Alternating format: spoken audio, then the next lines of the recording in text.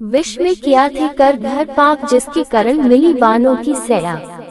कुछ विद्वान मानते हैं कि देवव्रत अर्थात भीष्म को महाभारत का खलनायक माना जाना चाहिए और अंबानी का की भावनाओं को कुचलकर जो कार्य किया वो मानव यथा देश में ऐसे कई अपराध किया जो किसी भी तरह से धर्म द्वारा उचित नहीं थे। इसलिए कहा जाता है कि वे धर्म के साथ होने के कारण आदर्श चरित्र नहीं हो सकते। भीष्म अपने पिछले जन्म में एक वसूल थे और एक श्राप के चलते उन्हें इस जन्म में मनुष्य बनकर कष्ट झेलना थे। 8 वासु भाइयों में से एक दिन नमक वासु ने एक बार वशिष्ठ ऋषि की कामधेनु का हरण कर लिया था। इससे क्रोधित होकर वशिष्ठ ऋषि ने दिल से कहा कि ऐसा कम तो मनुष्य करते हैं, इसलिए तुम तो वासु मनुष्य हो। जो ये सुनकर वैन ने घबराकर वशिष्ठ जी से शव मुक्त होने की प्रार्थना की तो उन्होंने कहा कि अन्य वासु तो वर्ष का अंत होने पर मेरे श्राप से छुटकारा का जाएंगे, लेकिन इस दिल को अपनी करनी का फल भोगने के लिए